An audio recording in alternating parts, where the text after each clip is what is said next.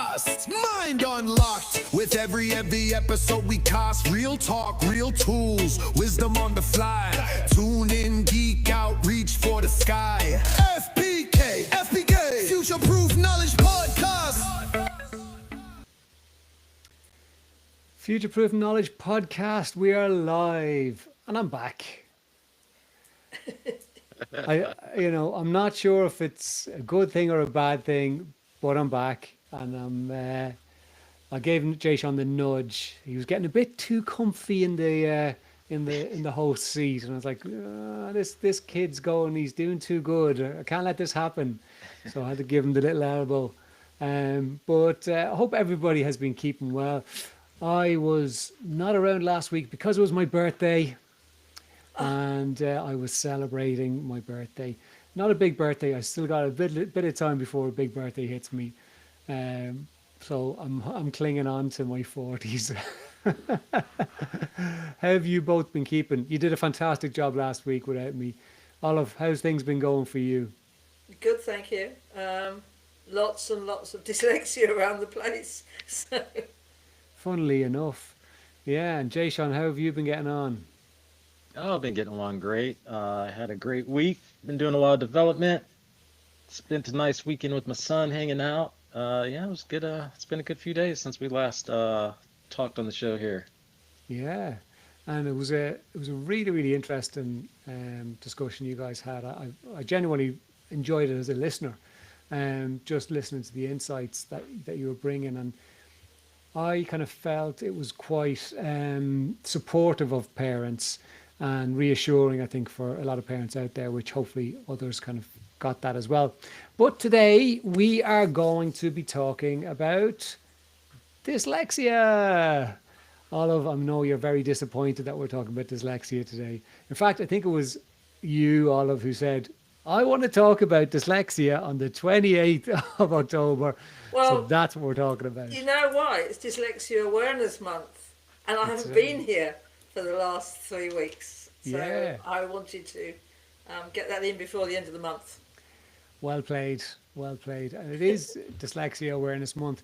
And I suppose what we want to discuss today is, I suppose, like we say every single week, you know, whether it's dyslexia or any other neurodivergence, this is not a learning difficulty. It's just a learning difference. And, you know, all of you and I, on a daily, weekly, monthly, yearly basis, see young people and adults who have a belief that they can't learn or they can't spell very quickly, change that around and be like, well, no, I can do that. So it is about how we can break it down to help people understand what dyslexia is, how it impacts us, because it's different. It's going to affect people differently. And talk through some of the solutions we found useful as I suppose, coaches and people who are helping young people, and how we're tying that into everything that we do and underpinning the FPK ecosystem with the empowering learning process, which it's so nice to be able to sit down with the creator of the whole thing anyway on a weekly basis. Olive, I'm going to keep saying it, you're one of my favorite people in the world, so getting to talk to you every week is phenomenal.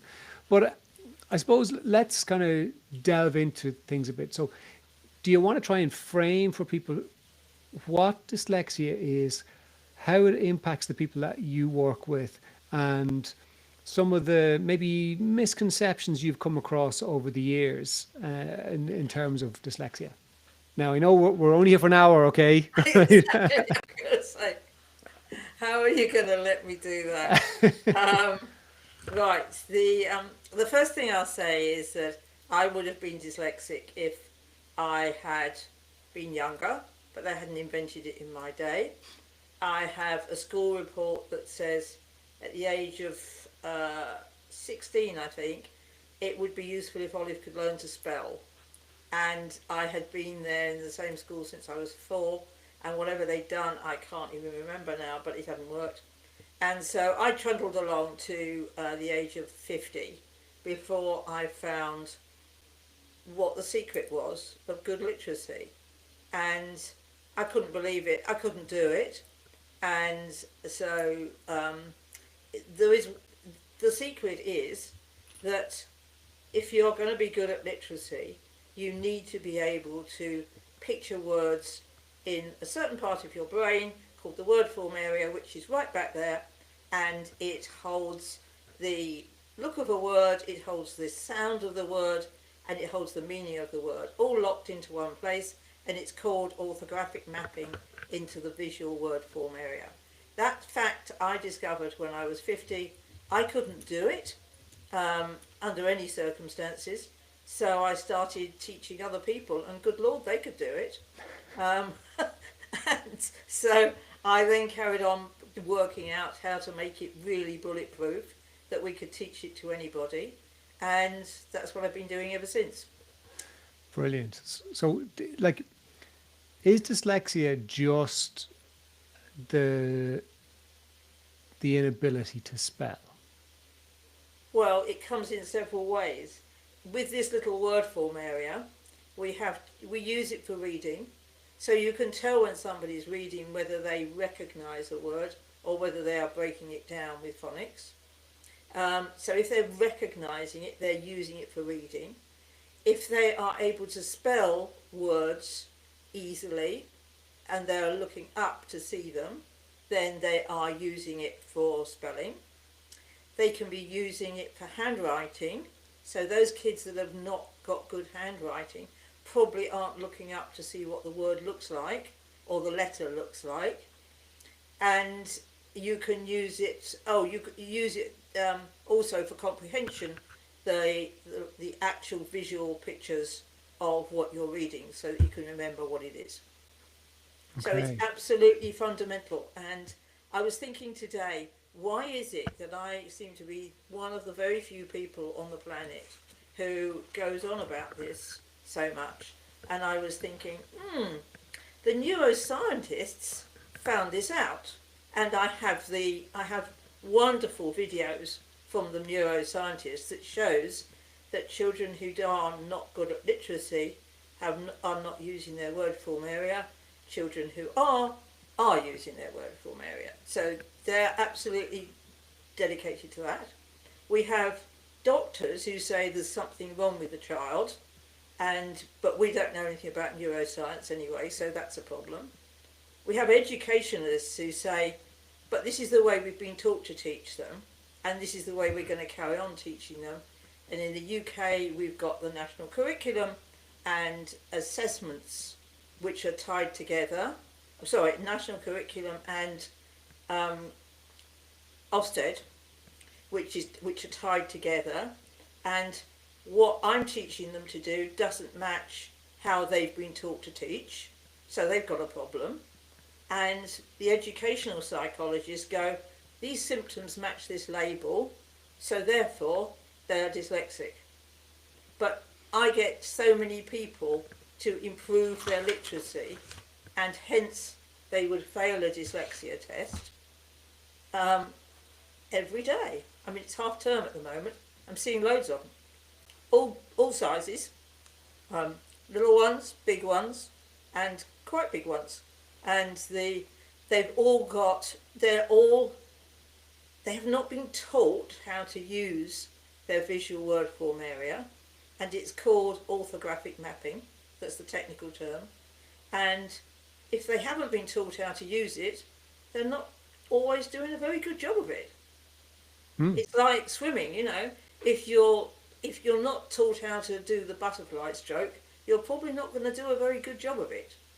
But there are people who know how to teach that, and so therefore it's not a disability that you're not very good at it. It's like, you've not been what? I mean, the kids always turn around to me when I've taught them how to do this, and I changed a lad's life completely with literacy this morning in an hour, and the first thing they say is, I didn't know I was meant to be doing that. Oh, I can do that. That's easy, because they've got great pictures in their brain. They just haven't got any pictures.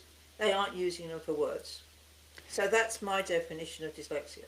I love that analogy though, because like it's only when we reframe things in the context, Jay Sean, of, could you imagine me turning around to you and you not being able to swim and going, you've got a disability around swimming, because that's me, I could probably save my life, but I'd have to find something to grab onto very quickly. I couldn't go that far because I never learned how to swim properly, right? But could you imagine turning around to me and go, Alan, you've got a disability?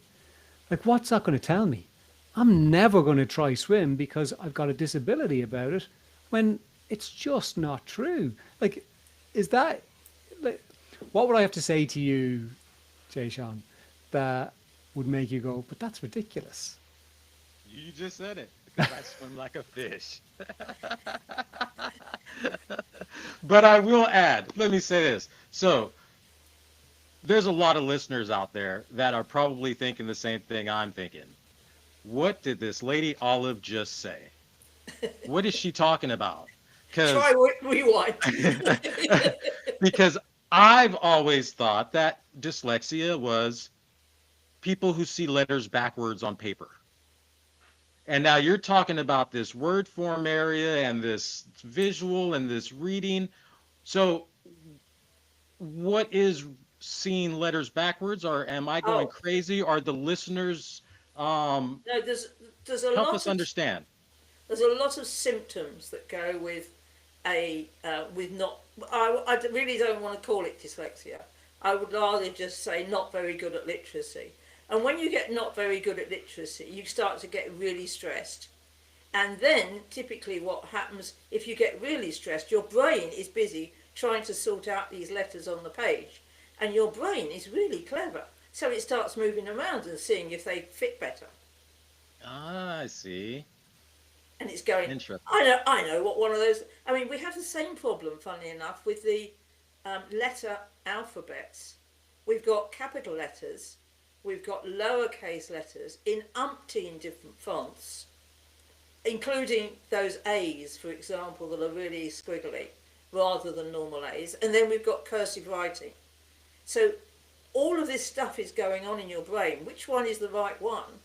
And you're trying to match it to what's on the paper, and the things start. I mean, I've actually met somebody once who actually managed. This was the best person ever, who managed to get all the letters walking off the paper and going down on the floor visually. They were so stressed. That's what their brain was doing to them. They were going down into the waste bin. Well, that's an excellent explanation. Okay. Well, that makes a lot more sense to me then. Yeah, because that's what I always thought people were dealing with when they had dyslexia. Is that's the only thing dyslexia was that I ever heard of growing up. Yeah, I mean, a lot of dyslexics have that problem. A lot of dyslexics, for example, I mean, dyslexia has got a very good definition, but it doesn't actually quite match what's going on in your brain. I mean, they reinvent it sort of about every couple of years, and we've had another one this year. But it still doesn't say, in order to improve literacy, you must visualise words. And is that nobody I've yet met who I can't teach. Sorry, go on. But is that coming from anywhere in particular? Like, is that coming from neuroscience? Is it coming from experts? Like, as in the non-recognition of the importance of using your visual word form area?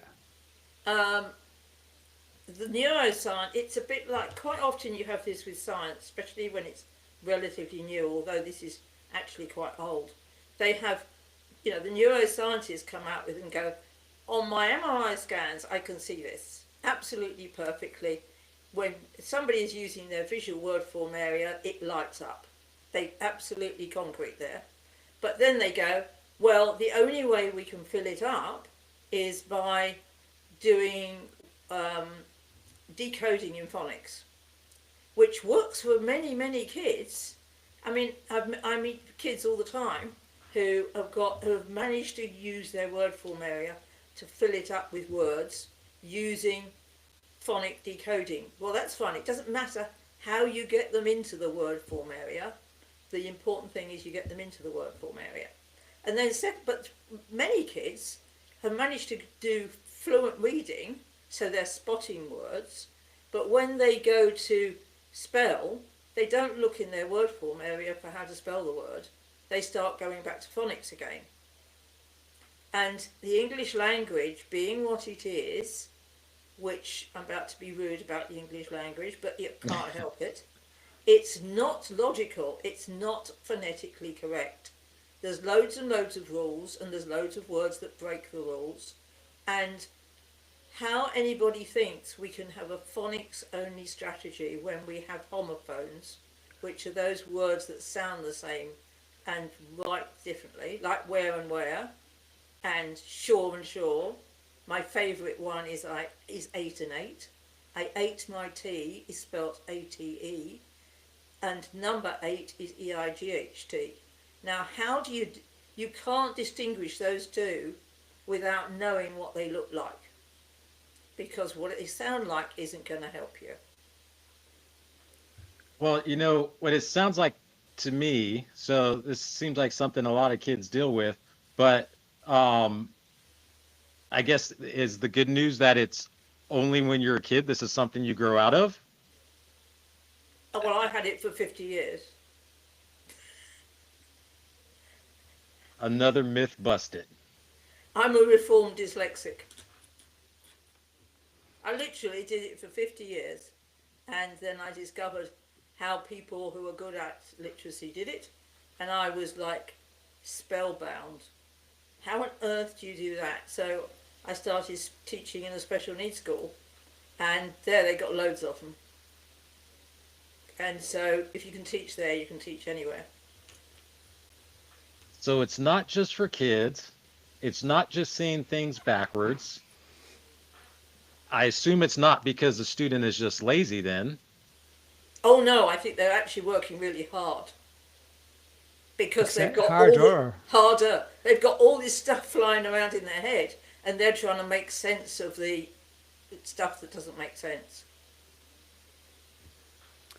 Yeah, and I think that's where a lot of parents will see, so they may not have a diagnosis necessarily of dyslexia for their child, but what they may find is that the child gets home from school and is absolutely exhausted, mentally, physically drained, and there might be, we can assume sometimes it's just the schooling and stuff like that, but for those kids who have to work so much harder to try and figure out, that is just so taxing on their bodies as well as their minds, that they can be just literally flat out. And then what we do as parents is, because we don't know any better, is we turn around and go, okay, time for homework. Yeah. And they just like, but I work with parents all the time. The kids erupt. And the parents are like, yeah, but we have to get the homework done in order to be able to get the dinner, to be able to get out, to go to sports and activities. And so I have so much empathy for the families dealing with that. Yeah. But it's even giving your kids 15 minutes to decompress. Yeah. Could make all the difference, or could have a significant enough a difference to lower the escalation of the challenges that you're experiencing at home when you're looking to sit down and do homework. And well, I suppose that's why we have the Optimal Learning State program on FPK University, which is trying to give young people, never mind the parents, actually techniques to help them calm and process their own emotions, so that they can get into that space where they can learn as best as possible. And you might only get 5-10 minutes of concentration out of them, but that's 5-10 minutes more than you would have minus the argument. Mm-hmm. So Jay Sean, like, were you always good at spelling growing up? I'm horrible at spelling. Even today. Were you good at reading? Oh, no. I was, reading was a struggle for me. The first time that I really had any intensive instruction on reading, I think I'm probably was in the fifth grade. So I was probably about my son's age now, about 12 years old, uh, 13 around there. I had broke my femur and I was in a body cast at home, laid up, and I had a tutor that came by, and that was the first time that I ever was given intensive instruction on reading. And Clifford was the book series that she got me to read, Clifford the Big Red Dog. Um, and I struggled horribly with that. By the time I got out of the cast and was able to go back to school, I was into Dr. Seuss, The Cat in the Hat, and that really opened up my ability to read, funny as that may be, but the rhyming and the visuals within the Dr. Seuss and and the Cat in the Hat and all the green eggs and ham and everything, that really helped me visualize. And I didn't know that at the time what I was doing and what it was triggering in me, but it was colorful. I visualized. I can see the cat holding a cane. I can see how many hats he had on the cane, and this following the story, I was able to visualize it even when I didn't have the book in front of me. Um, so that kind of got me reading more, but I kind of stayed at that level of reading almost all the way through high school. I wasn't much to read my textbook. I was a listener, so I would pay attention to what the teacher was saying. I can be fidgeting and doing other things, but I can listen and I retained information that way. But as far as reading textbooks and homework assignments, that was never my strong suit. Can I, And yeah, can I make a comment? As you're absolutely. listening to Jay Sean recalling this, look how many times he looks up. Yeah. He's thinking in pictures. They're all up here, and he's relaying information from those pictures. This is what kids do, is that they're really great visual thinkers, but nobody's teaching them how to visualize words. Sorry to interrupt you, Jay Sean. Would you mind carrying on? Oh no, no, that was an excellent observation. Excellent observation. There you go. And now that you say it, I catch myself looking up, going, yeah. Um, so yeah, and then it wasn't until I was a little bit older, I finally decided, because I dropped out of high school, I finally decided I wanted to get my GED, and I went to go apply for that, and then I realized that I'd learned a lot just in being a human and navigating the world. I learned a lot, was able to pass that, and that gave me a little bit of confidence. So my mom had sent me a book that she thought I would like. She was doing some shopping. It was a book about aliens, the Alien Chronicles, a 4 or 5 book series. And I read the first one, and all of the names were very difficult. So I did what that English teacher that we talked about last week taught me. Use people you know as the characters, and that'll help you get more engaged. So I read that with the people I know, and I ended up going through a whole book in a weekend, and that was the first time I ever read a book in a weekend. Probably about 8 hours a day. It took about 16 hours, and it was about a 300-page book. Um, and from there, then I kind of got excited about reading and went on a sprint for about a year. But even today, I'm not a big reader, but I can confidently say that I am a good reader, just not a fast reader.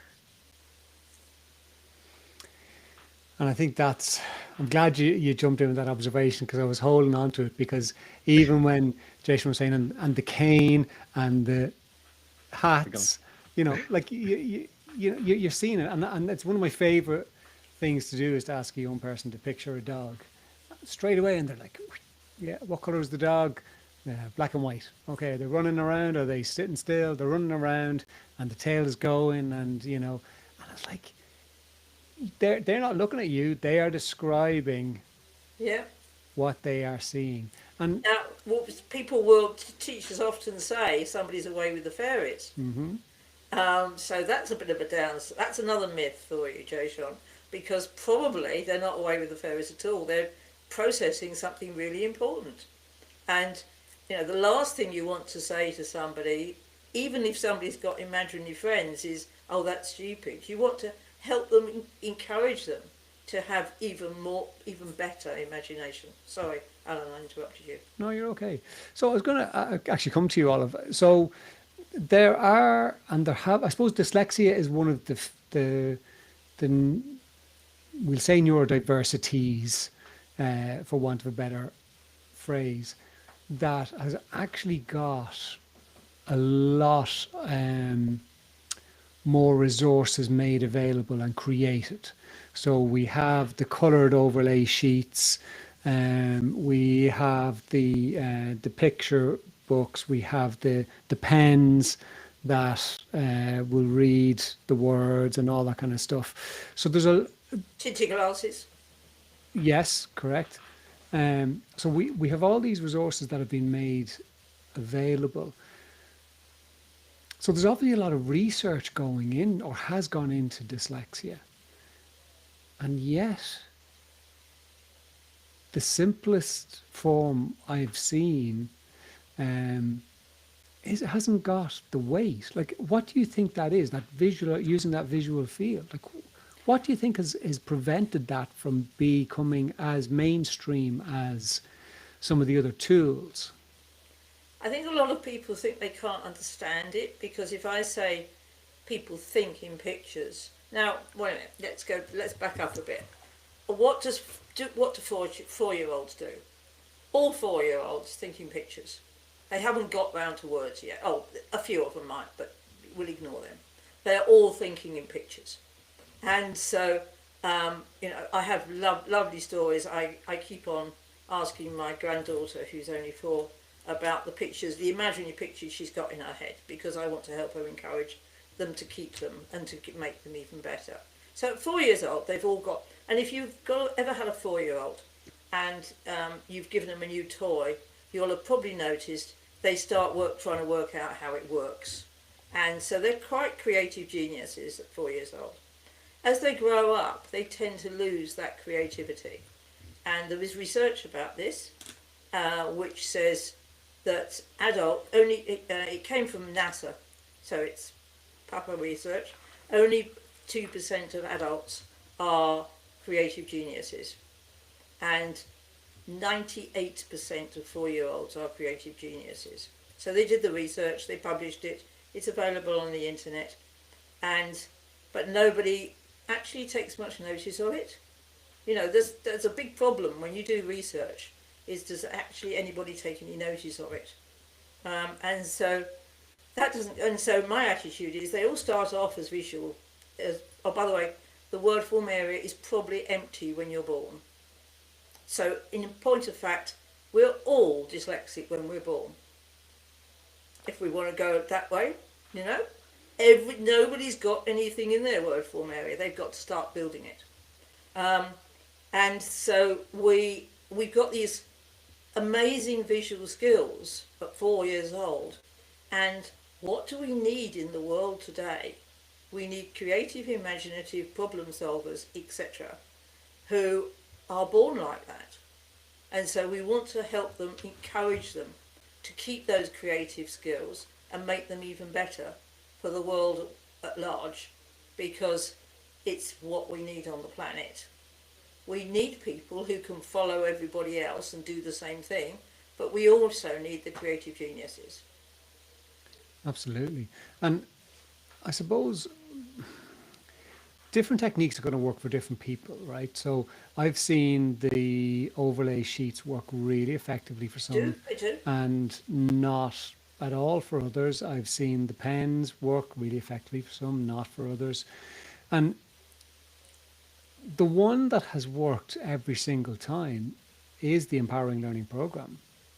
Yeah. Like, it really is. It's the only one that has worked for every single young person. And that's hundreds of young people that I've worked with. But Yeah, every single one of them has worked for them.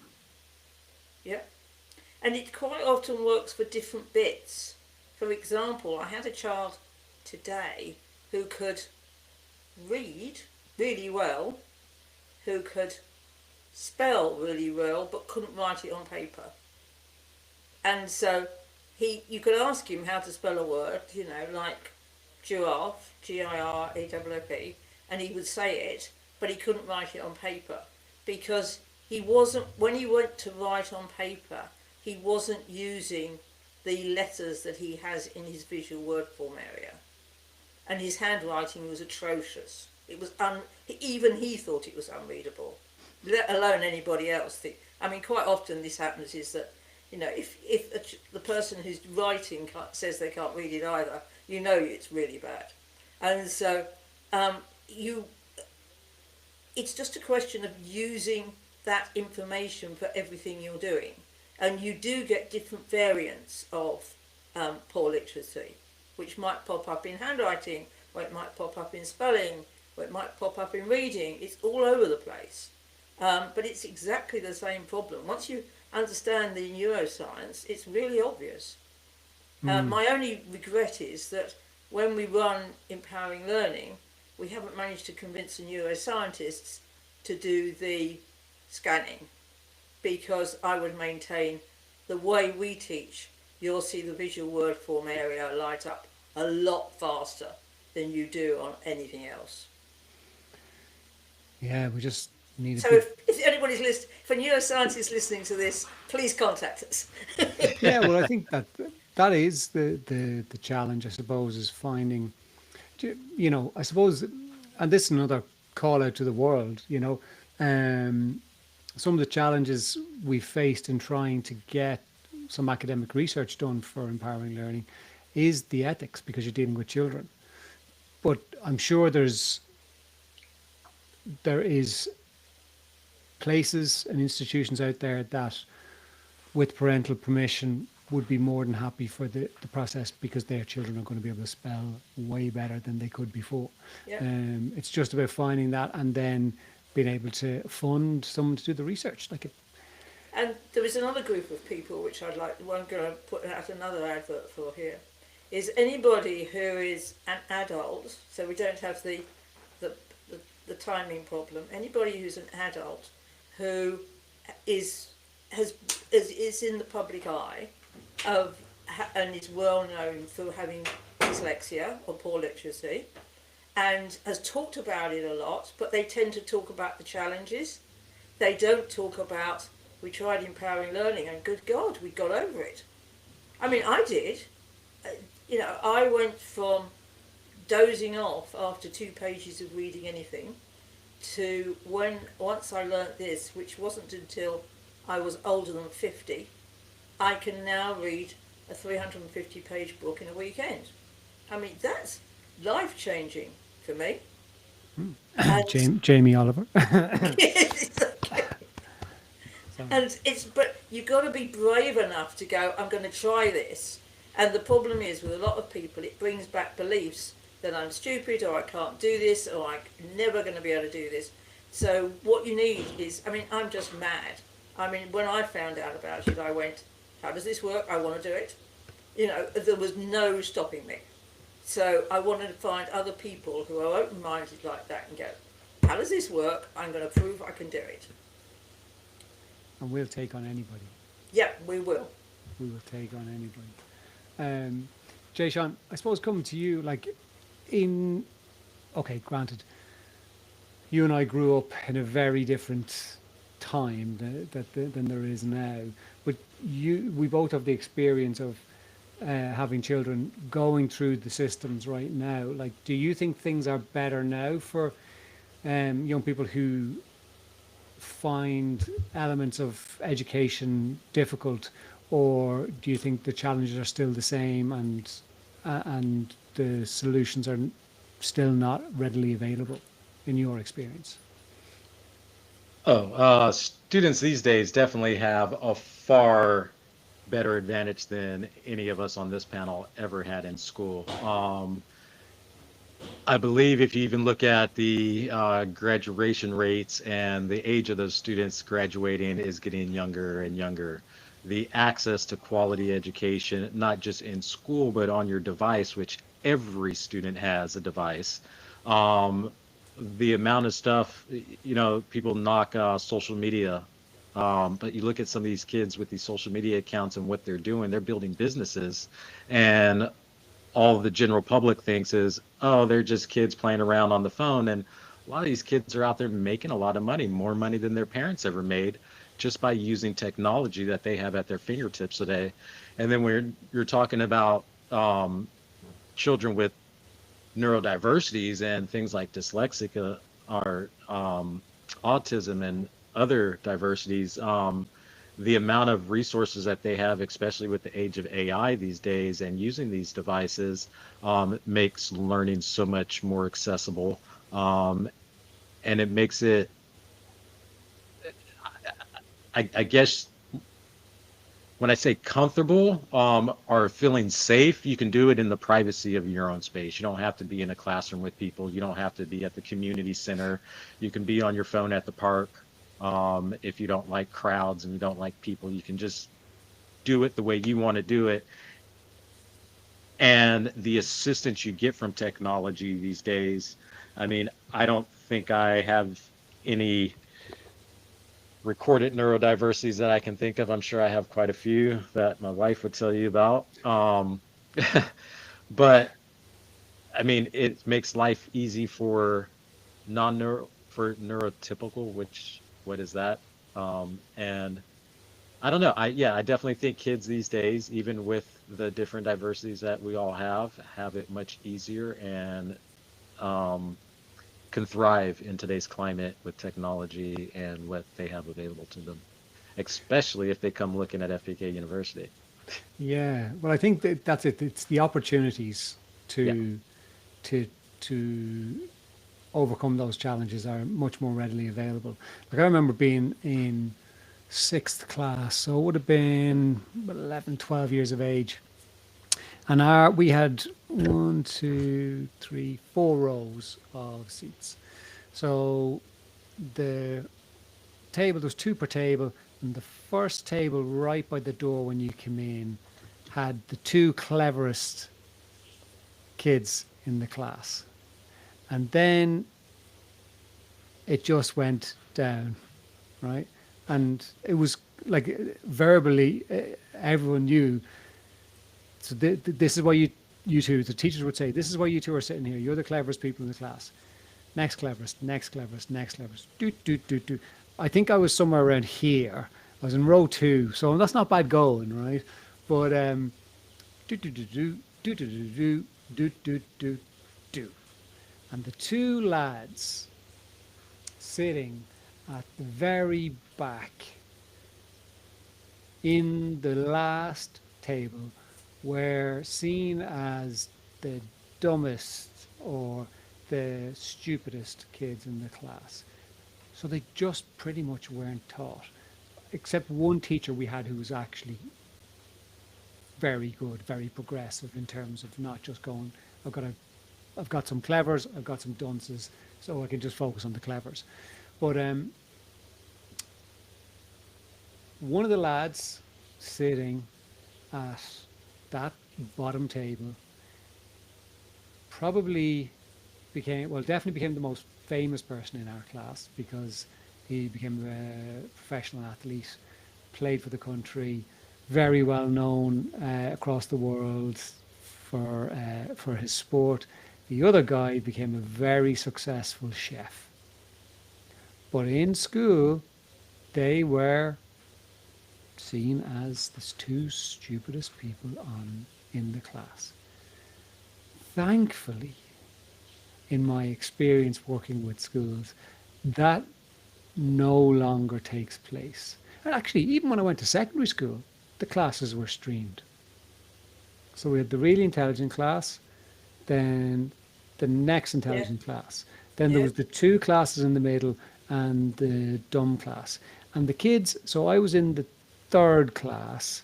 So there was subjects I wasn't allowed to do and teachers I wasn't allowed to access because I wasn't in the top 2 clever classes. Like, when you think about it, imagine a school trying to get away with that now. Well, they wouldn't do it anyway, but could you imagine? Like, Well, absolutely crazy. you say that though, Alan. I Yeah. mean, we It do happens. we do compare our kids. I was really lucky. I went to a school where I had a very old-fashioned head teacher, and this is many years ago, of course, and she refused to let anybody. We took tests, and we eventually took GCSEs and stuff, but she would refuse to let anybody compare their results against anybody else, because you always get the bottom third, the top third, and the middle third.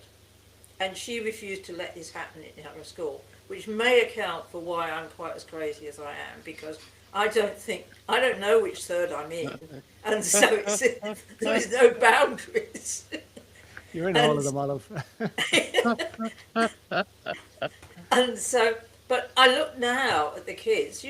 They're all compared with other kids in their class. That they have a percentage, so that's and you know which percentage is the top of the class and the bottom of the class. I still think it's going on. It's a bit more subtle than it used to be when you were at school, I think, in Ireland. But it's still going on. I wanted to say a few things about some of the myths that surround this. And Jay Sean's going to come out with a few more, I think. One is that it's genetic. From my experience, I don't know what yours is like, but I've worked with whole families. Yes, it appears to be genetic, but when you dig underneath it, that's not actually what's genetic. What's genetic is that being a highly visual thinker often flows through families. So you'll have great artists who've got great artist parents, etc. And so that flows through families. But just because you've got amazing visual skills, and that's visual thinking and visual learning, you don't have to be dyslexic. But a lot of people think, oh, it's genetic. I mean, I'm working with a family at the moment. I think we've got 6 in different levels of the family, and they sort of shrug their shoulders and go, well, it's genetic. We can't do anything about it. Rubbish. That is not true. I think the genetic thing is, I don't know. Okay, I'm not a scientist, so I'm not going to say for definite, but Well, I think so many things like that they're not necessarily genetic, they're just the conditions and the belief system that we're brought up in. So if I grow up and I hear my parents talking about the fact that they can't spell and that granny can't spell, that is creating a potential for a belief system. And then I go into school and I get some spellings wrong. That's, it's because of them. And they'll go, oh, you're just like me. You're just like your granny. And what do kids want at that impressionable age? They want to be just like their parents. yeah. So I actually don't know about, well, I suppose I don't know about anything in terms of genetics, but it's the same with, say, phenomenal athletes who, and their children are born, and, the children become just as successful or relatively successful as the parent. Well, they probably started doing the thing from the moment they could crawl. So straight away, and they got the best of training because they've access to a phenomenal athlete. They know the tricks and the trades, and they'll have somebody who has time to work with them to improve that. So it's not necessarily that the genetics were passed on that. Now, again, I'm open to correction by someone who knows better than me, but there you go. Oh, the dyslexia debate, Olive, you're showing us, by Julian G. Elliott and Elena L. Grigorenko. Now, she is a geneticist, Okay. and in that book they concluded that dyslexia doesn't exist, and they got really lambasted for it, by the way. When did And- it come out? Oh, it was out 10 years ago, and the second version was out earlier this year. Okay. And she's a geneticist, and they decided that dyslexia didn't exist on two main grounds. And I apologise if I'm paraphrasing this, but still I'm going to do my best with it. Is the geneticist said they can't find the genes, and the guy who was involved in dyslexia said, why is it that if they get a dyslexia diagnosis, we teach them exactly the same thing in school as if they haven't got one? Just more of it. And that means it doesn't exist. So that was their premise for it. and they got a lot of stick for it. But that's I always go back to that and go. I mean, I'm not a geneticist, but she is, and she says they can't find the genes. So why should we argue? Well, that's good enough for me. Exactly. There's another thing that I'd like to give as a myth. One is that schools tend to say they're committed to multisensory teaching and learning. If you ask them, what's their gamut, pedagogue, whatever, they'll say multisensory teaching and learning. That means visual, auditory, kinesthetic, olfactory and gustatory, which is taste and smell. But nobody's actually teaching the teachers in this country to learn how to teach visual thinkers. We teach them as if they're auditory thinkers with a tiny bit of visual teaching, so we show them pictures, but we don't tell them how to use their visual brains at all. And that is wrong. That is setting teachers up to fail. And almost every parent I've spoken to in the last few years, I've said, you do realise your child's a visual thinker, don't you? And they've gone, oh yes, we knew that. Which is why we produce the visual pedagogue and curriculum for visual thinkers. It's just about getting it out there, really, isn't it? It's trying to expand the reach so that as many people can get access to it as possible to start to see real practical change for their children in the here and now. Yep. And Olive, I know you're right, because just the basic fundamentals of it, if you walk into any classroom today, if I run to my son's school, and walk into any classroom right now, every student has their book on the desk looking down at it. Yep. So they're not teaching visual thinking, because that would be the first thing they would correct. Yep. They would. Oh, so for the audience, we better explain. If you're looking down, you're in your emotions. And what do we really want kids in their emotions when they're feeling bad about themselves? No. If we get the book up here, they will improve their reading. And if it's still a problem, hold it up like a newspaper, and it'll be even better. Because our visual field is up there, auditory is sideways, and our emotions are down. And I get kids looking up for, not looking down for anything. They are not allowed to write looking down. They are not allowed to read looking down until they've got confident, and then they'll be fine. And I have children, we stick pieces of paper on the wall, and they can write better on the wall than they can on a desk. So what's going on there? I haven't taught them anything. I've just moved their eye position. Yeah, and it is like the accommodations that we're trying to promote are very simple. They don't take, massive resources that schools have to invest in. They're so simple. Yep.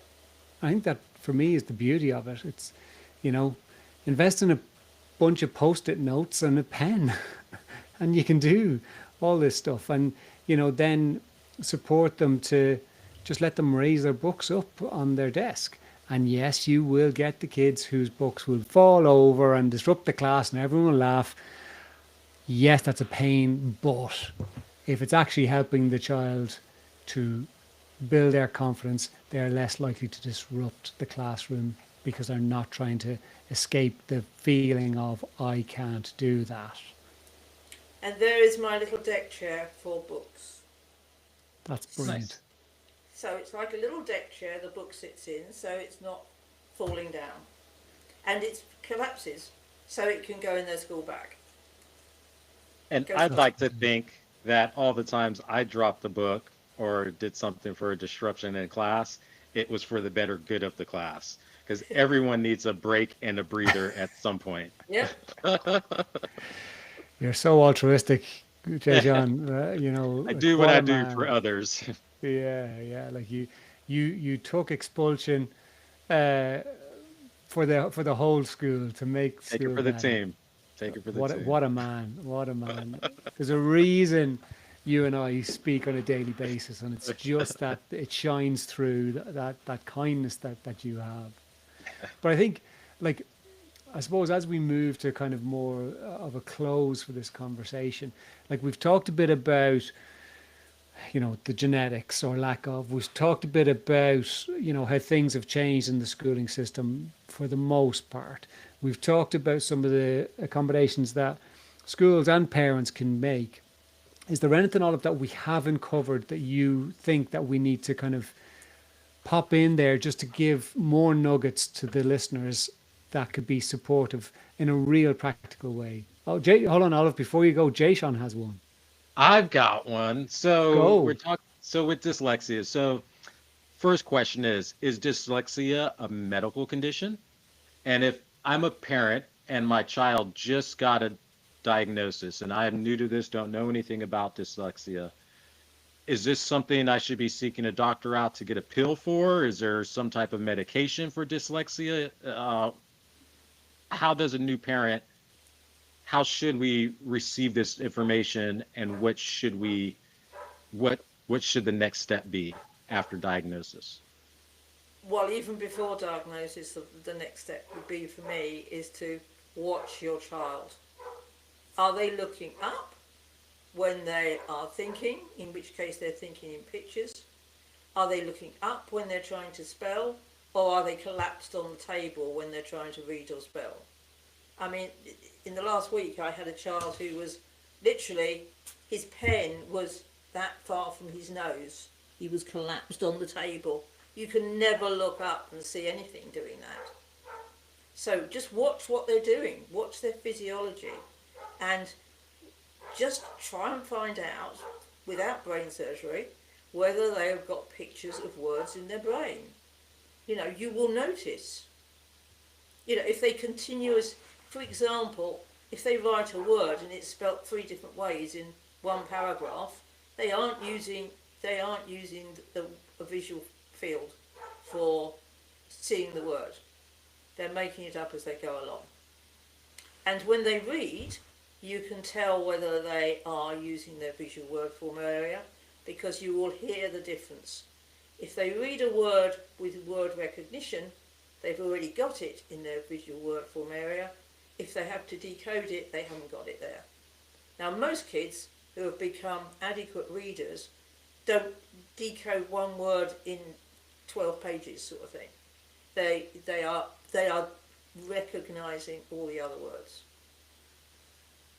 So it's more training and no medication for Yep. dyslexia. And the test I've just given you, I would love to see in the psychometric test for dyslexia, because nobody is asking the child if they can visualize words. Excellent. And if they can't, I can do I don't assess people for obvious reasons, but I could assess somebody.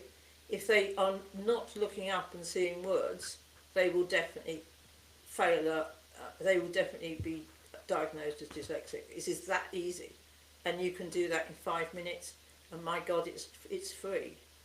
Yeah, it's a lot cheaper than the psychological assessment. It's just unfortunate that the supports won't be put in place without the assessment within school. That's the sad part. But we're dealing with. Sorry. The supports are only elastoplast. Yeah. They are not getting at the fundamental issue, which is, are they visualizing words? Yeah. But like we said, some of the supports will work very effectively for some young people. But, there are things that you can do as a parent at home that will help your child exponentially more than the supports that they will get in school, where you can potentially remove the challenges of dyslexia from them in terms of education going forward. Yeah. So that they don't need the accommodations. Yeah. Exactly. How nice would that be? Although there are probably people out there who kind of go, well, no, because then, because there are so many things linked to accommodation. So when my daughter was going for university, we were applying through for the disability, the DARE disability. I don't know what. Anyway, where she would be able to access different supports, and there are free places in universities. So, you know, that is a process that encourages not to fix. Sorry, I'll give you another myth, is that a lot of people think dyslexia is a superpower. In my opinion, it's not dyslexia that's a superpower, it's what's underneath that. What's underneath that is highly visual kids who are thinking in pictures and learning in pictures. And I have had people turn around to me and say, oh, well, I don't want to improve my literacy because I'll lose my superpowers. And I go, you've got, the superpowers are connected to the wrong thing. Nobody who has dyslexia can honestly say the ability to not spell and read is a superpower. But the fantastic visual skills they've got is probably a superpower. Yeah, that separation is really important. Olive, Jay Sean, it's been another cracking episode that's flown by. Thank you both so much for your contributions.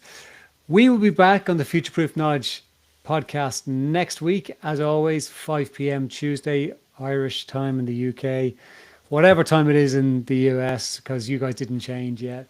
So, yeah, we will be back. And until then, look after yourselves, get your kids looking up and see how they see pictures. And we will see you very soon. Great. Thank you all. Future Proof Knowledge Podcast, mind unlocked. With every episode we cast real talk, real tools, wisdom on the fly. Tune in, geek out, reach for the sky.